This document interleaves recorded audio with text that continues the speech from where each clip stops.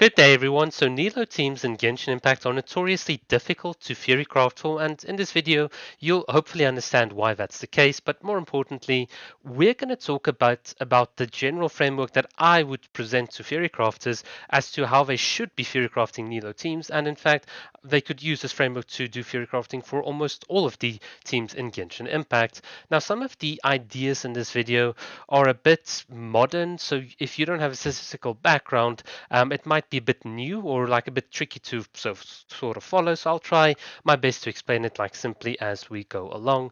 Certainly, you'll hopefully appreciate how much more powerful these ideas are than just a bunch of average values someone puts in a spreadsheet, which is, in my opinion, and I'll be quite frank about it, the Bronze Age era of actually doing these things. So in the more modern era, what happens is when we look at teams in Genshin Impact, we want to evaluate some sort of damage outcome. So this is what you can see on my graph here on the x-axis.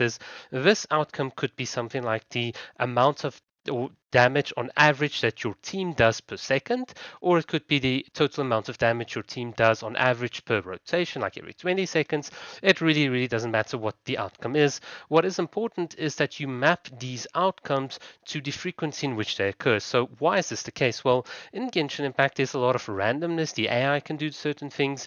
You can crit or you cannot crit. Certain abilities might conditionally trigger if you do one thing instead of another thing. So when it comes to the final damage number that you see, you can calculate an expected value or a mean outcome, sort of shown here by the line that sort of says A. But in reality, to truly assess how your team's done, you need to sort of take into account the full spread of the outcomes as they occur.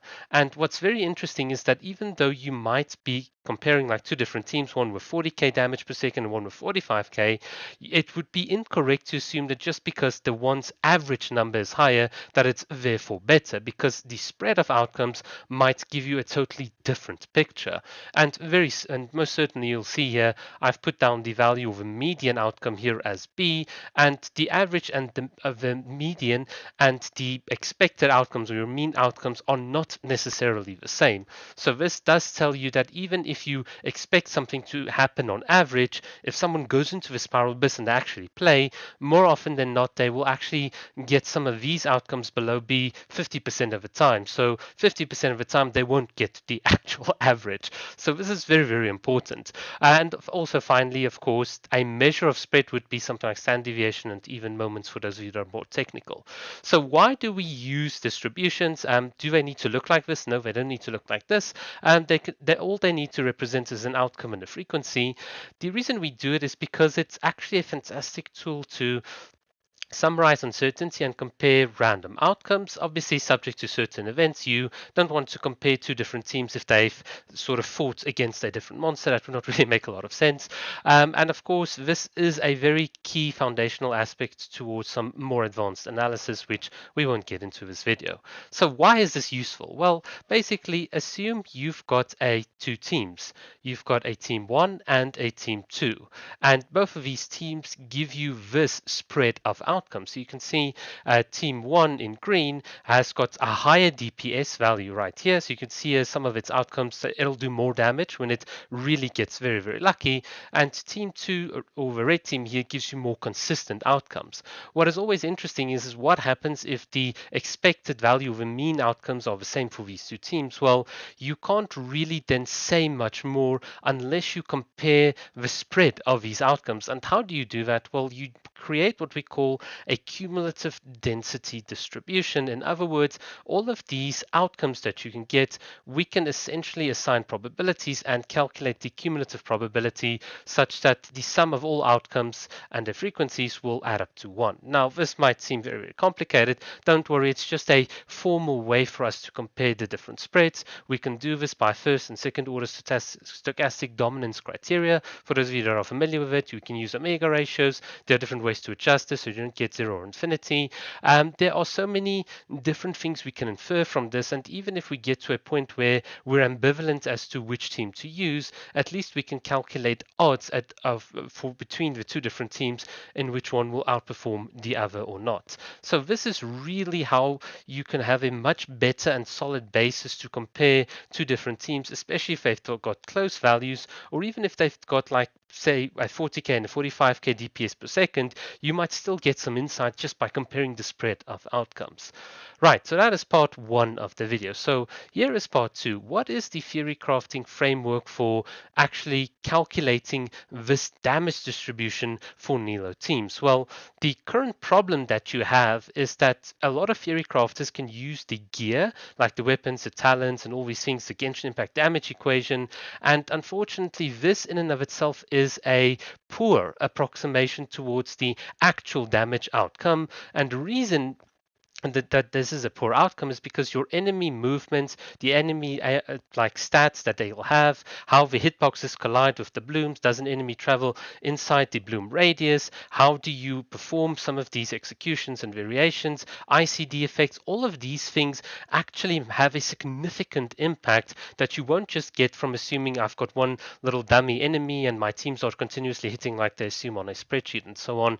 You don't get a lot of the realism that you experience when you actually go into a spiral abyss and play, cannot be captured by just sort of theory crafting on the one level that people have traditionally theory crafted for. In other words, they just use the Genshin Impact damage equation, simple rotation, and so on. And this is why Nilou Teams are so difficult, because a lot of the other things that affect the damage distribution, which you can read on screen, I'm not going to read through it, actually affect the outcomes. So when you want to do theory crafting for a Nilou Teams, you obviously need to do simulations. You need to take into account some of these effects. Now, let me make it clear.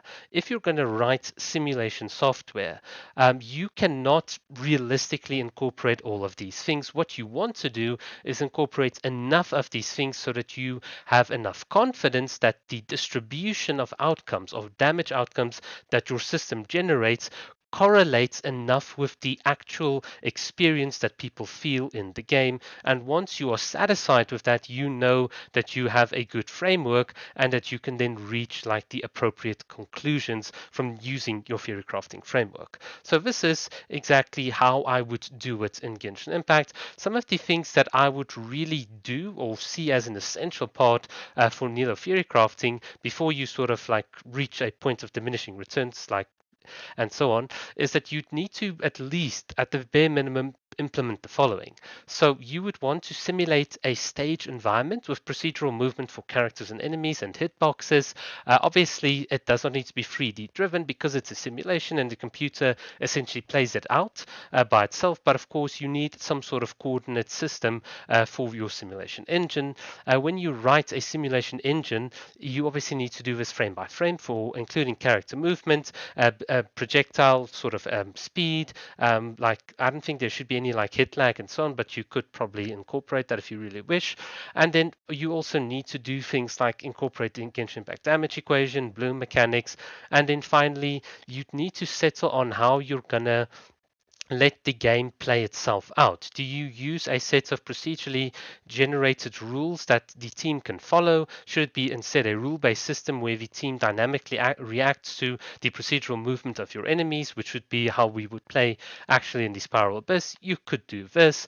Alternatively, like I sort of pointed out here, your skill execution variations could actually be mapped to a discrete distribution or a set of Markov chains. And then you can, of course, use these Markov chains to simulate like realistic reactions from your team towards the enemy's movements and so on.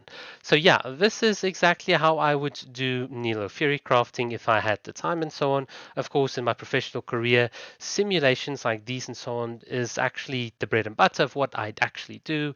Of course, there is no real financial incentive for me to do this for Genshin Impact. I'd much rather do it on my IRL projects, but I wanted to highlight all of this basically because this is the way in which I understand the game. This is how I look at the game itself. I understand things in terms of distributions, and very often understanding things in distribution terms and then correlating it with your gameplay and so on is a very powerful framework towards like giving you insights into the game, and also how to think about how your playmaking can influence some of the desired outcomes that you'd wish to get when you think of distributions. Yeah, so that's just how I sort of do things. Some people might think this is overly academic. I think this is to be honest, like the bare minimum you need to do. This is, in my opinion, still very, very simplistic when it comes to actually doing this. But I think for people that are young college grads that are sort of very keen to have a little bit of a project, if someone ever watches this video and wants to implement this, it would be a very, very fun little project to do. Yeah, but that is it for this video. This is what I have to say on the matter.